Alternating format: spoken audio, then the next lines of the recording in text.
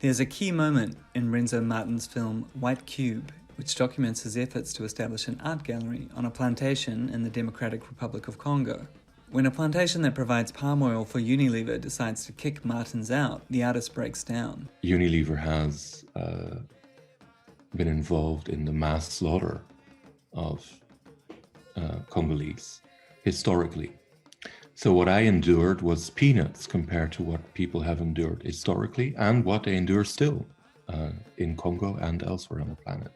So I, with all, my white skin, my Dutch passport, my art council funding, I was kicked out, and in a way, the fact that I cry like a baby over it adds another layer to my ignorance. It's a very different Renzo Martens to the callous character we encounter in an earlier work shot in 2009. I think in the film Enjoy Poverty, I try to kind of embody capitalism, if you will. Mm-hmm. Yeah, so I teach people how they could, benefit from making images of poverty. If that doesn't work, I say, well, unfortunately, it's not going to work, but you could still enjoy poverty, etc., etc. And that was, to some degree, a character that I play out. Not that hard for me to play out, because it's indeed a character that, in economic terms, I and pretty much anybody who's going to see this video, it's kind of the position that we have in global value chains. Enjoy Poverty is an immensely powerful critique of capitalism, but Martens saw its limitations. That's kind of the beginning, in a way, of White Cube. Can a film like Enjoy Poverty or a critical intervention altogether, could it have benefits on a plantation rather than in an art center, in a White Cube, in a wealthy place? So that's kind of the whole premise, like, let's see if that could work. And when I break down and cry, you see that it doesn't work. That the benefits of critical art cannot accrue, are not allowed to accrue in the places that this art supposedly engages with. In White Cube, Martens hosts a conference, complete with tote bags, where economist Richard Florida argues that, even without any art world infrastructure, people are inherently creative. His point is immediately proved when Martens moves his project to the town of Lusanga, formerly known as Leverville, where locals make powerful sculptures out of little more than river mud. Martens has these sculptures cast out of chocolate, an allusion to the extraction of palm oil and cacao by companies like Unilever, whose founders gave Leverville its name.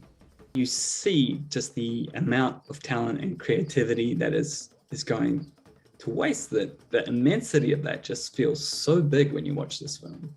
Yeah, well, I'm glad you see that. Thank you. You felt that way too, I take it. Yeah, no, it's true. It's true. The immensity of the talent, of the joy that goes to waste. And you see that as soon as there's a small possibility, and this is just one example, when people are able to build up their own worlds, then they do. People do. Machu Kasiyama, a former plantation worker who offers his 5 falls from towering palm trees as his only credentials, emerges as an instant star. He visits an exhibition of the chocolate sculptures in New York, where he greets them as family, touching and kissing them, an approach he also takes to the horror of conservators when he visits Congolese artifacts at the Metropolitan Museum of Art. I think what is very distinct about Machu is that he and his colleagues have not ascended into, let's say, the middle class or the upper class, didn't go to art school, didn't have a birth certificate, let alone a passport, have not had the opportunity to go to secondary school or primary school or etc., etc., etc.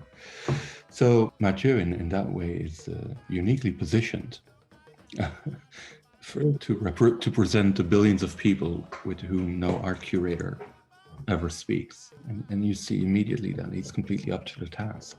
Altogether, Martens estimates that the artists in Lusanga have now raised over $150,000 through their art.